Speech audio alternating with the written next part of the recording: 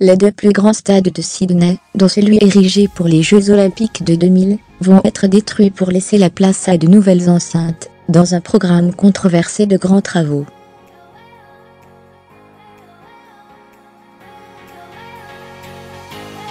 Inauguré en 1999, l'ANZ Stadium, qui s'appela auparavant Stadium Australia puis Telstra Stadium, a aujourd'hui une capacité de 83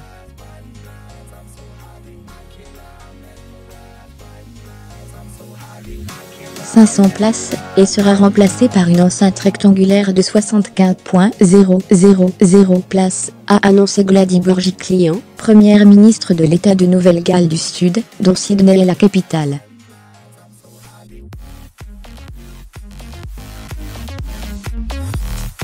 L'Allianz Stadium, qui date de 1988 et compte 45,500 places, sera remplacé par un stade de la même capacité, a-t-elle ajouté en présentant un programme de 2 milliards de dollars australiens, 1,28 milliard d'euros.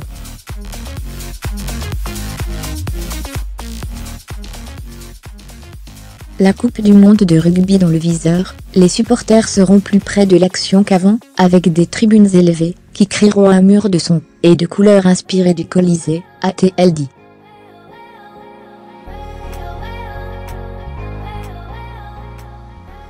Cet investissement signifie qu'on aura de quoi prétendre à des événements mondiaux, comme la Coupe du monde féminine de la FIFA, la Coupe du monde de rugby.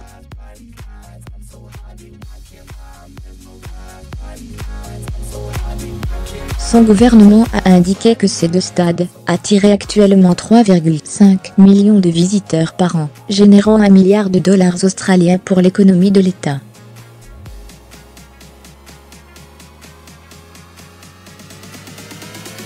Un projet qui provoque une vague de critiques saluée par certaines fédérations, comme Rugby Australia. Ce projet s'est aussi attiré des critiques.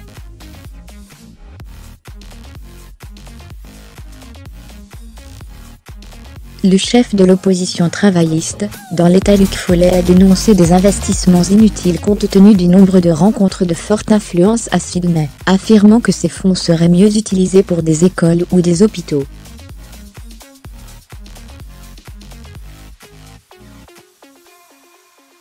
Pourquoi faire ça?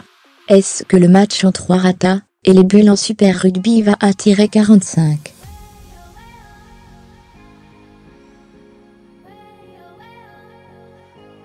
000 personnes, a-t-il interrogé en citant une des rencontres du championnat qui réunit les meilleures franchises de l'hémisphère sud, Nouvelle-Zélande, Australie, Afrique du Sud, Argentine, et du Japon.